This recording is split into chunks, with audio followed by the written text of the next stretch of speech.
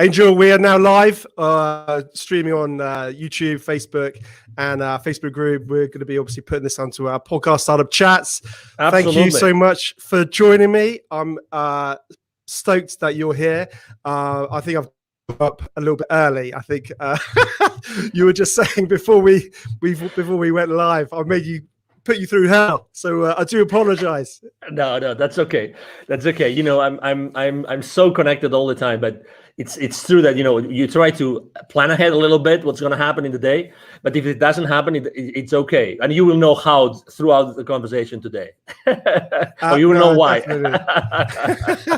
Well, let's kick this off because, you know, I'm so excited to talk about this whole topic of, you know, startups and that journey and that challenge that we all face, and I think wherever we can sort of get those pearls of wisdom or advice or help or a little bit of inspiration is always going to be a good thing and always help. So but before we maybe sort of dive into what we're going to focus on, which is that whole, you know, pivoting in times of crisis, I think that's a really interesting sort of topic actually, because I've certainly done that in various sort of degrees, and you know, we can chat about that. So yeah, it'd be interesting seeing your perspective. But before we do, would you mind sort of introducing yourself to the audience, and just giving a bit of a background about, you know, who you are and what you do? Absolutely. So my name is Angel Ribo, and I'm in Dallas, Texas, although I was born close to Barcelona in Spain. Basically one of my favorite cities, by the way. Oh, look Barcelona. at that. Love it. Okay, I thought that you were going to say Dallas, Texas. I've never been. I'd love to go. I'd love to come you to visit. Come. There's lots of great things here happening. So, but anyway, you know, obviously I love Barcelona too. Basically, both corporate CEOs and established entrepreneurs, they hire me to bridge the gap globally for expansion and exposure. The reason why I helped, you know, I use internationalization strategies to accelerate the growth of their companies is because throughout my life, for the last 25 years, I have held more than 1,500 CEOs in 33 different countries. And I was able to do that because actually, let me tell you a secret now that you are actually in the UK. One of the reasons why I'm able to do this is because mom and dad, they put me through an English academy when I was in school, when I was in elementary school. And outside school, I was learning English. And I remember that the summer of 1982, I spent a whole summer in Scarborough, North Yorkshire in the UK, learning English. And I decided I'm not going to speak a word of Spanish for a whole month. And I requested that company to put me actually, obviously, with an English family, but I don't want to have contact with any Spaniard throughout the entire month. So I had actually a Swedish student doing the same thing, learning English in the UK as the same as me. And I only had contact with Swedish people and people from other places, but not with the Spaniards. And that's why I was able to speak English. And then, you know, I started my international career and everything. Something which is also really important is that, you know, as I lived in Latin America for 10 years, my heart and soul is with the kids in need in Latin America. And I started my nonprofit. It's called Wisdom for Kids. I did that 3 years ago. I'm the co-founder and president of Wisdom for Kids. And we help underprivileged kids in Latin America become entrepreneurs using the local resources. That's in a nutshell, you know, who I am and what I do in my life, Ben. No, that sounds amazing. You sound like you've been doing a lot and have a lot on your plate right now. So absolutely, it's always fascinating. And to be honest with you, I'd love to sort of dive more into all of those little, you know, all those elements and those niches to understand more about them. That'd be amazing. But maybe that's for another day. Absolutely. We can be, I mean, obviously, thank you very much for having me, Ben, here. And thank you, everybody listening to us today. I can be with you guys anytime. You just tell me 5 minutes before, and I'll promise to be there. Okay, Ben? Pinky promise. and that never happened, of course. Pinky promise. Pinky. My son does that to me. He makes me do pinky promises. You see? Of course, I told you just 5 minutes, as opposed to the 1 minute today. It's 5 minutes. I mean, this is like 5 times more time ahead. It's wonderful. You'll have to return the favor for me. You'll have to do the same for me one day. No. Of course, obviously, I'm giving Ben a hard time just because he's this kind of guy that he takes you know, jokes and being hard on him as lightly as I do. So it's a pleasure to be with someone in life that doesn't take everything judgmentally, which we unfortunately tend to do. And you know, that's actually one of the challenges of the startup entrepreneurs as well. Yeah, it's very true, isn't it? You've got to be so adaptable and level-headed, quite cool and calm under pressure, and not getting too hyped or too upset either way, because it's a journey. It's not a sprint, isn't it? So you've got to keep an eye on that bigger picture. So Absolutely. And keep moving forward. That's the key. Keep moving forward. So let's dive into the whole sort of topic of pivoting. As we know, sometimes, a startup and an established business has to pivot. I mean, we've seen a lot of established businesses have to pivot in this time of, the COVID-19 and all the rest of it, particularly when, a business stream suddenly was closed off. A lot of brands had to sort of pivot towards more direct consumer sales rather than B2B sales. But certainly within that pre-launch phase and starting a startup, that can happen too. I know it's actually happened to us recently with one of our product launches. And without going into that, but I think it's a challenge that we face at various levels. And I guess thinking within that pre-launch phase, one of my thinkings is it sometimes best to pivot before you launch, if it's abundantly clear that you should, or sometimes is it better just to launch, test the market, and then pivot? That's a great question. And actually, you probably remember that probably it was like already 10 years ago that this guy invented this business canvas that you actually, it was a collaborative work developed here in the north of the country, in the US, by someone in the MIT, I think it was.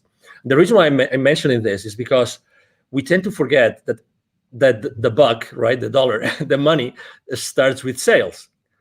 And we are so hard on ourselves, going back to what I was saying about being judgmental, we are so hard on ourselves that we try to do everything else look perfect before we even talk to potential clients. Obviously, everybody in the startup world talks about the minimum viable product or minimum viable service, all these kind of things. But in reality, the only thing, let's say you and I, we have an idea today, and it's an amazing idea, which could be actually easy for us to have a great idea today. And we say, we're going to launch it. You know what we need to launch it? Okay, we commit that between now and 24 hours, you talk to 5 potential clients in the UK, you talk to 5 potential clients in Texas. We have 10, let's say only 50% of them show up. We already have market feedback. So I think I'm responding to your question. I'm a big proponent of, if you eventually have to launch something into the market, why don't you start talking to the market? And it doesn't have to be perfect. You have friends, you have former colleagues, you have relatives, you have neighbors, you name it. You go to a store, you go to a coffee shop, you talk to the guy which is serving you, the bartender. You can even ask that person for their feedback about what you want to launch. So to your question, my main business mantra is take imperfect action now. That's me. That's my clients. Take imperfect action now. So definitely, I would reach out to the market first, and then I would start strategizing about what's the best way I can launch or pre-launch my product or my service or my company or my venture. But definitely, I mean, I have seen so many people wasting so many hours, so many days, so many months perfecting something before even talking to someone in the market to see if that would fly or not. So that's definitely my response to that. No, it's very true. I think within a good pre-launch phase, speaking to the audience is absolutely critical, because like you said, too much time can be wasted on tech development, and your whole bubble of one, an opinion of one is always dangerous, as they say. So I think there's no doubt. But it's interesting, as talking about the pivoting challenges. We faced a technical challenge, for example, and I was thinking about, I wonder if you could sort of categorize those problems, whether they're it's the challenge of or the wanting to pivot because of technical challenges, and you realize that initial angle is closed off to you. For example, you need to feed in, you need something with you're relying on a third party, and then suddenly they cut off their service, and your whole product roadmap was and the USP was around this collaboration. So you're relying on a third party, and then suddenly they pull the rug from under your wheels. when that happens, clearly you need to pivot because you can't really launch to market without it. But I think one of the mistakes, and that's something that's we've recently found. So we're having to do a slight pivots in terms of our launch, one of our products that we're releasing, in terms of just realigning some of those core elements. Interestingly, we had and it's still ongoing, is another product launch which started way back when, and that was my thing. And I think I made those exact same mistakes that you talk about, and you shouldn't make, which is, it's got to be perfect. It's got to be perfect. Just one more thing. Can we just do this feature? And then suddenly it becomes like a monster. And I think that has been a huge frustration for me, certainly, is not getting something out of the door. So it's interesting, isn't it? The pivoting can come for different reasons. But you see what? I mean, this is how I typically don't curse on podcast interviews, but I don't know if I'm allowed to do it today. But we get so sidetracked by perfection, and you just described the perfection sidetrack. That you wanted to do this additional feature, this additional thing that would make this offer like magnificent, like extraordinary, it's spectacular, right? But suddenly you get so into the trenches of that thing, But in reality, guess what? And I've seen that last year. I saw that with many technologies and many providers saying, we're not sure if we're going to be around for a long time. But guess what? The difference between the technologies that I kept on working with or the others that don't, because maybe they were scaling down, downsizing, whatever, is the attitude of the customer service people, the support people. So even if their product wasn't perfect, I stuck with them because their customer service, the attitude of the support team was flawless. They were really genuine human beings that were there to serve me. When someone is really acting from within, being really present and saying, hey, this is what we have. This is what we got. We know that you are going through challenges. We are also going through challenges. I'm going to spend probably, it's going to take for me 3-4 times longer to respond to your ticket, but I'm still going to be here, and I apologize ahead of time. So setting up expectations, Ben, is so important. It's so important. I'd rather work with someone who has a not so, let's say, mature technology, or not such a comprehensive technology or service, but their relationship with me is so human, is so empathetic, because I really value that, and I'm going to connect with that person much more in depth. It's so interesting, isn't it? Because ultimately we start talking about the whole branding element of a business, of a startup, of an entity. What are the core values of that business? How does it want to interact and engage with its customers and clients on board? And I think we then start sort of diving into that world of the community, building a community, and whether that's, I guess, having a really good call center or team that respond to tickets and problems, or even I've seen really interesting communities built up on like Facebook groups where startups are really engaged with their communities. And I think having that authenticity and that dialogue, that's the key, isn't it? Like you touched on, it's that dialogue to say, hey, Angel, we're working on it. This is our tech roadmap. This is what we're working on. We're struggling. We're trying to get things off the ground. We're bootstrapping it, or whatever it is. And then you can feel, more of a passion towards that brand and company, and see the face behind it. Yeah. And on its own, actually, if we think about it, that's such a strong, powerful part of planning in any pre-launch phase, but also post-launch, because obviously that's when you've got to deliver effectively. And follow through, and that's always challenging. Absolutely. And I can give you even another example. Last year, there's this technology that I love to use. My team is an expert on using that. It's called Zapier, which allows you to automatize so many different systems. Zapier takes webhooks from here and there and blah blah blah, integrates so many. So I use a specific dashboard with my clients. And guess what? This guy said they're not cheap, but this guy said, we're going to give you 3 to 6 months for free, just because we know you're suffering. And their support system is great. Okay, so they gave me 6 months for free subscription last year, just for the sake of it. Just for the sake of it, because I was a small business owner, I qualify, blah, blah, blah. Just 3-4 months ago, a competitor came up to the market at a fraction of their price. And they offer you so many more actions per month, which is the currency that Zapier uses. So like a fraction of the price and offering you much more for that fraction of the price. But guess what?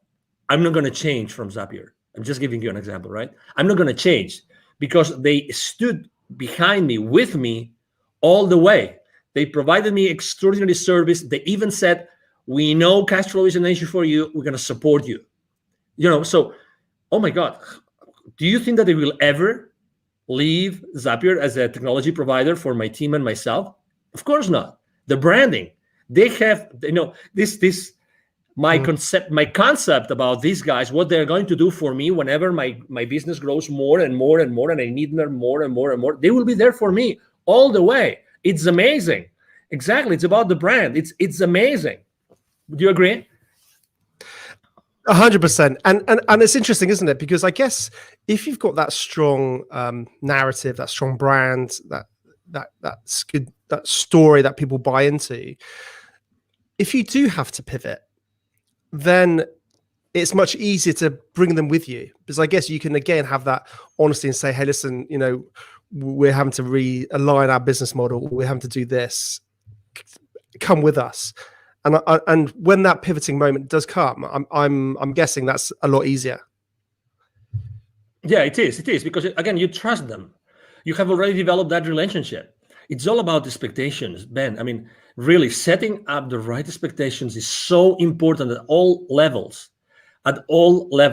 We tend to, there's a concept I use both when I coach personally the CEOs and when I work with in business, when I'm doing business consulting, which is a secret contract. And think about it. This concept of secret contract is just brilliant. With every single person that you have a relationship with, Ben, and everybody listening to us, with every person that you have a relationship, there's a lot of things that you've never shared with that person, but you expect from them. You've never spoken about those things, but you expect from these people a certain things. And the other way around. You've never talked about that with them, or they never talked about that with you, but they expect things from you. And that even happens with your business, with your family, with your partner, with your life partner, with your kids, with your father, mother, with your siblings. There's always those things that you expect from them, but you've probably never asked them or talked with them about them. That's why setting expectations is so important in the journey of an entrepreneur, of a startup CEO. Setting the right expectations with everybody, with all your stakeholders, is so important. And just with that, you are building, just with that very simple thing of setting the right expectations, you're starting to build a very strong brand.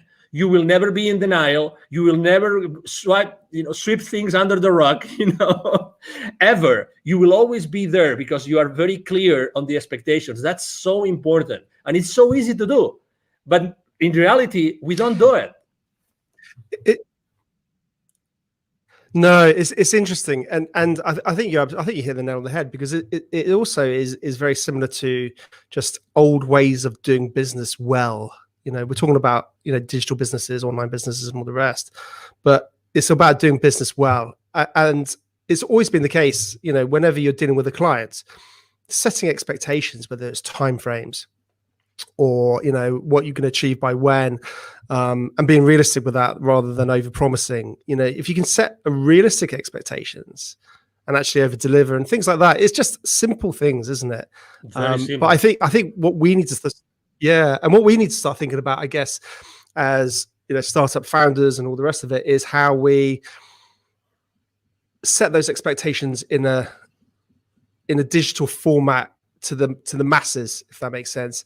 How do we communicate that? And that might be simple as just, I guess, creating a Facebook group about your business and start talking about it, and then setting those expectations.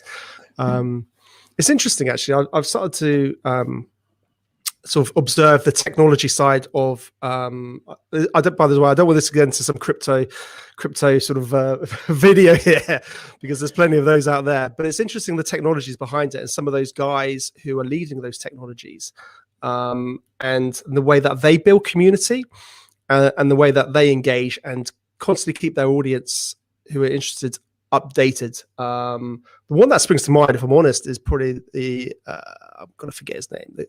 The Cardano founder, Charles Hodgkinson, something like that.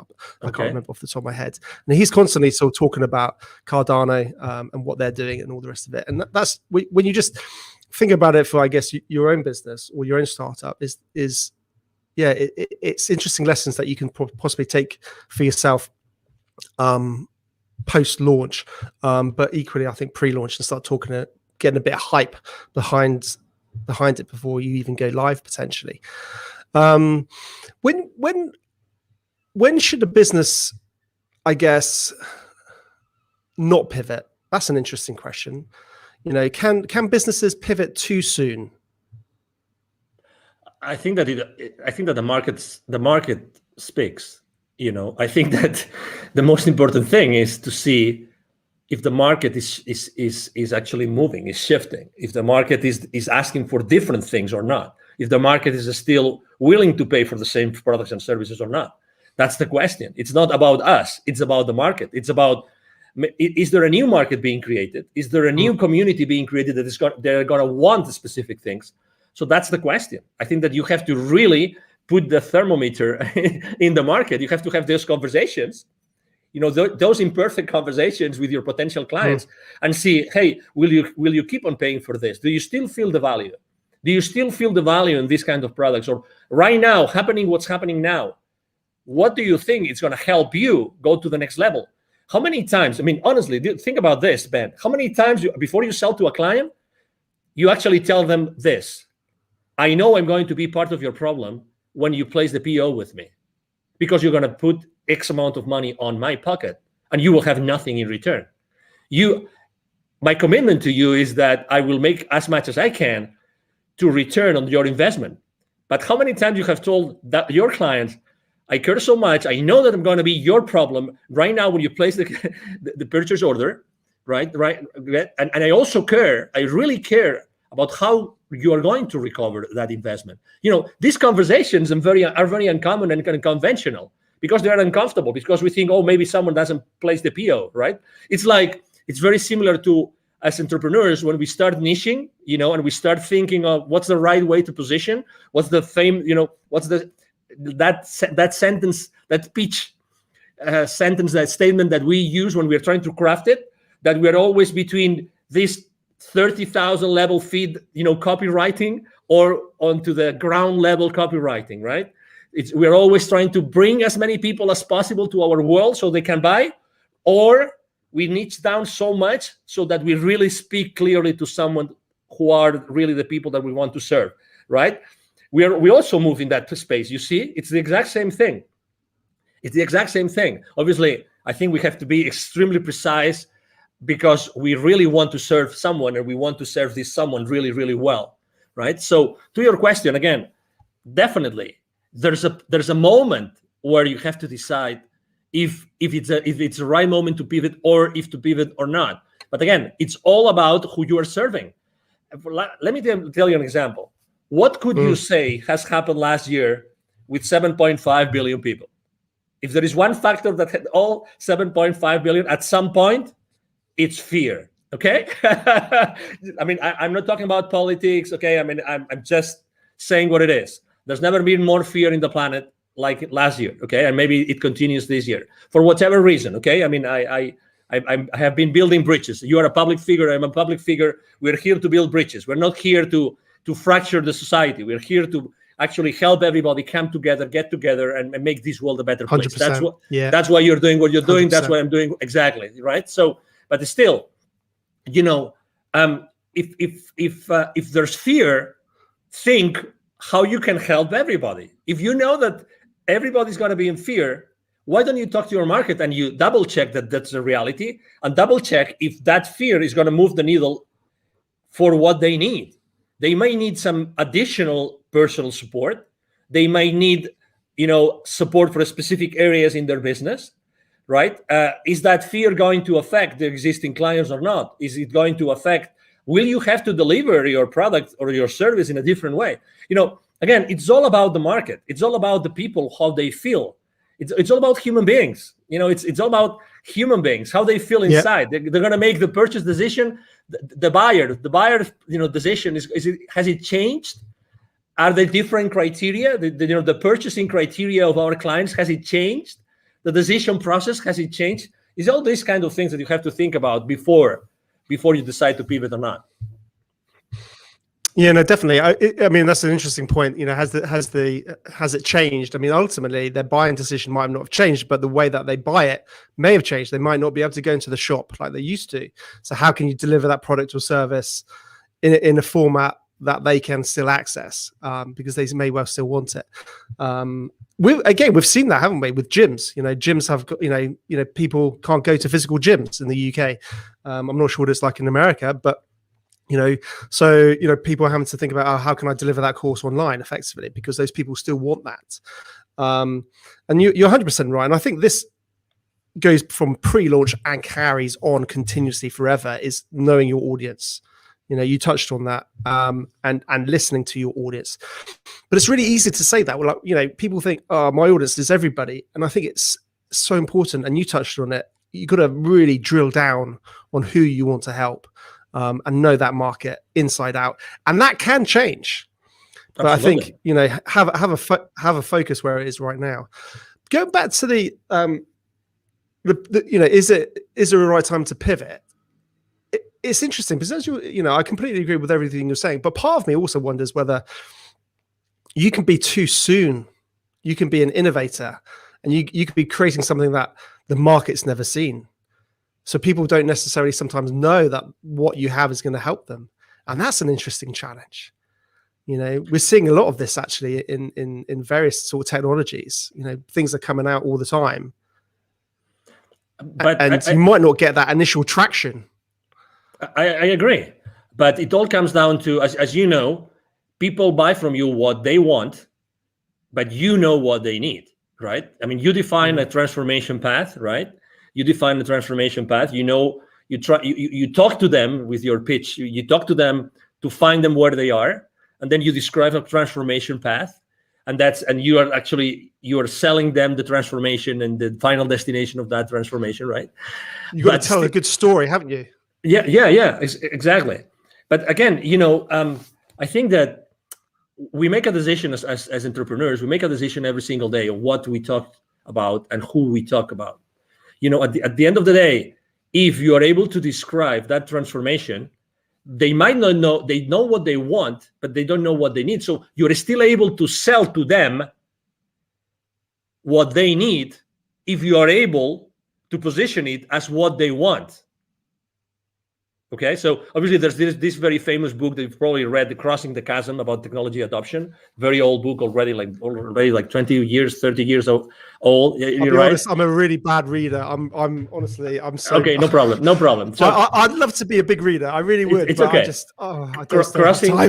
It's okay. Crossing the chasm. So it basically states, when a technology is ready to go to the majority, to not only to the early adopters, so to the majority, right? So it talks about that. So yeah, exactly. So regardless, probably in the beginning, your price point will be at a level that it still justifies the profitability that you need in the company.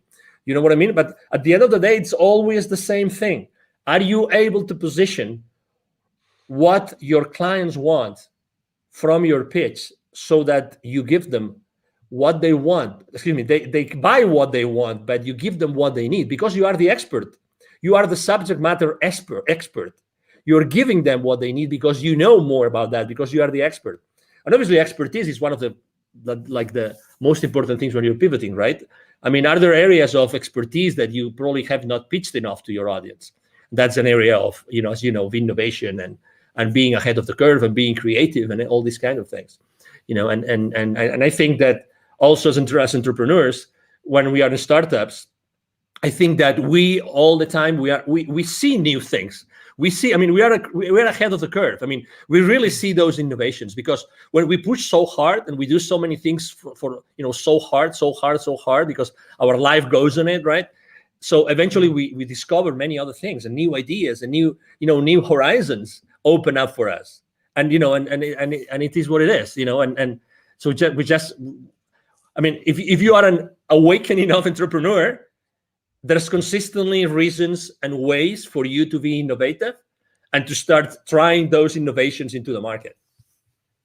No, definitely. I think like any good entrepreneur, they're constantly looking at the world in a different way. I call it my invisible radar. It's this. If anyone's watching the video, you'll be able to see what I'm doing. But if you listen to the podcast, you won't. But basically, it's like up there constantly, and it's just going, and then it's all hones on something, and then suddenly it's like, oh wow, this is like, and your brain starts going 100 miles an hour, and then your wife tells you to calm down and stop being silly and get focused on what you're doing. Exactly, because it's always challenging, isn't it? It's getting pulled too far in too many different directions. Absolutely. Interesting. Talking about, again, getting back to the pivoting. I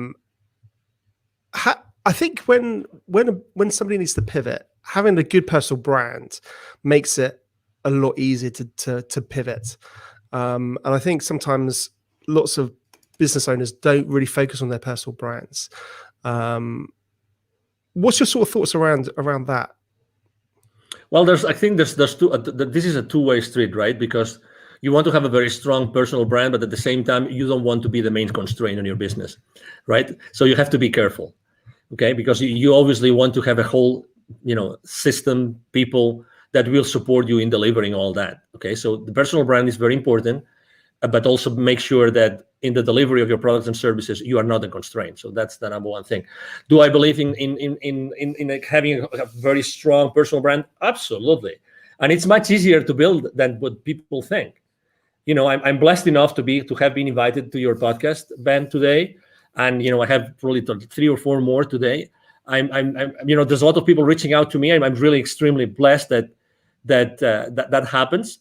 But it's relatively easy just to give. I'm giving just some nuggets that people might like or might not, but it's being present. It's spending 30 minutes, 45 minutes, 1 hour, adding value to someone's audience. And by doing this, you are actually building my brand. I'm building my brand right now, thanks to you. I'm grateful to you and to your audience. And again, people think that branding is this big, massive monster that we've never seen their face, right? But it's so difficult, and only large corporations can actually build your brands. Not at all. Just answering an email on the chat on LinkedIn, you're building your brand. Let me give you another example. 100%. When I say happy birthday to someone on LinkedIn, I do it in a different way. I tell you, people remember me because of the way I give them the happy birthday.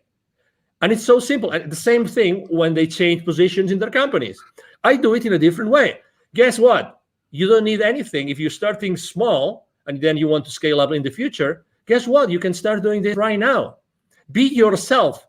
Don't be afraid of yourself. It's very true what Tony Robbins says in his events, which is, what we are fearful of as human beings is of our potential, is of how powerful we are. It's not of our flaws. It's not that we will not be able to deliver. It's of our potential, of our power. We're really powerful. We all have this expertise inside of us that nobody else will be able to deliver just because of the experience we have had in our lives. You have had your experience, Ben. You've gone through several, successes and failures. You've learned a lot of lessons. Everybody has had their own journey, and that journey is of value to someone else. That's why everybody can really become an entrepreneur if they really want to. That value, that intrinsic, unique value of anybody out there can really help other people, to overcome their challenges in their personal lives or in their business life. It is what it is. It's by definition. 100%. And also what I love about it is it gives, several things. It gives a face behind the business. So it has you have that real sort of personal element. And I think that's the future for business, having personality. But also I think as an individual, we all know we have many layers. We have many interests. Whereas a business is obviously clearly focused on one area, possibly with a very focused audience. But with a personal brand, people, you're able to express more of your interests. You're able to express more of your fascinations and your other hobbies and other, businesses. So I think certainly if you do need to pivot, it's much easier to do so, and because people believe and buy into you, not that particular product or service. So I think that's something very, very interesting. So in terms of sort of top tips or advice you could possibly pass on to any budding, startup founder, what would that be? Well, I said it before briefly, but it's definitely, I think that's, honestly, I think this is at least 50% of the success, of the secret to success for any entrepreneur right now, which is take imperfect action now. Take imperfect action now. Expose yourself. Whatever you want to do, start doing it right now, immediately. Start talking to potential clients, to potential partners, to potential collaborators, to potential allies, immediately. Take imperfect action now. Don't wait. There's never going to be a perfect time for you to become an entrepreneur. Never. Yeah. So why don't you start doing it now? You don't really need much. Honestly, you don't really need much. Really. I mean, what did they say? Yesterday's the worst day, today's the best day, or something like that. I probably got that completely wrong. No, yesterday was the best day. Today, I can't remember. I'm just probably making something up.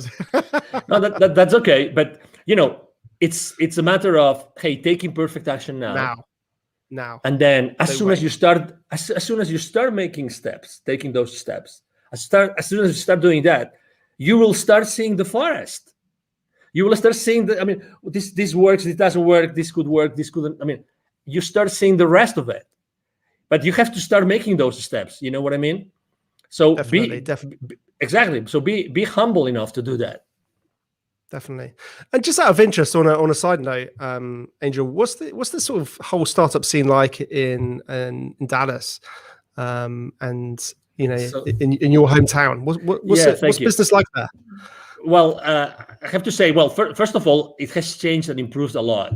Dallas used not to be the startup hub that it is today. I've been very involved with the startup community here. Actually, last year, it's so funny. Last year, I gave 2 different webinars to the startup community here, and the title of both webinars were Pivoting in Times of Crisis. both of them. So there's a very strong community for startups here, very strong. That particular accelerator I gave the webinars to, it's called The Deck, but there's many accelerators. The mayor of Dallas himself, he has said many times on the stage, he wants to become a very stronghold, important stronghold of the startup community in the country. And there's a lot of, angel investors community and family offices. And this, it's really a great place to be an entrepreneur and to start up your business. I'm very involved with the Startup Week here and with the Startup Weekends. I've been the jury for a few Startup Weekends as well. So, it's a great place to be, definitely. I would encourage anybody that would like to maybe try and come to the US. This is a great place to be. Fantastic. And am I right in thinking a lot of people are moving out from California and Silicon Valley to Dallas? Totally. Is that right? Yeah, it's true. Actually, large corporations, even before the pandemic started large corporations from California started to relocate here. And right now it's massive. It's massive, the amount of people that are moving from California and many other states to Dallas, to Texas, North Texas, because Dallas is strategically positioned. You don't think about it, but Texas is a huge state. We will never run out of space. That's the beauty. We will never run out of space. And we don't have a state income tax, which is great. And also, the property prices are pretty reasonable. So yeah, it's a great place to be. Ben, you should start making your luggage here. Come on. Well, I've got a wife and 2 kids to sort of bring in tow. So great school systems here. Great school system. Oh, fantastic. Well, absolutely. You know what? We can have this conversation aside, Ben. Well, it'd be great one day, definitely. I think in my dream one day, I really want to make sure I get to meet, like you in the real world, and all my guests, because I think it's it's very easy for us to just do it virtually, and that's fantastic. But I think if we can actually try and do that, like down the pub and have a beer, that's where relationships can get built and go further. And I think digital and what we can do now is amazing. But I think if we can get that, carry on with that social element into the real world, I think it gets even more powerful. Yeah, no, definitely. So one day I will get over to Texas and come and say hello. So no doubt, I'd love to come and say hello. Awesome. Please do. Brilliant. Well, Angel, listen, thank you so much for joining me. It's been a real pleasure. Fascinating to chat about pivoting and some of the challenges and all the rest of it. And you take care and have a great day. And you too. Thank you very much. And if I may, just to tell people how they can find me. Absolutely. Okay, so again, my name is Angel Ribo. Last name is R-I-B as in boy O. R-I-B as in boy O. B as in boy O. The easiest way to reach out to me is to send me an email to angel as in heaven, angel@angelribo.com. Okay. Thank you very much. Really, Ben, it's been a pleasure to be here. And thank you everybody that has been listening and watching to us today. 100%. I'll put all your links in all the show notes and all the rest. How kind of you. Thank you.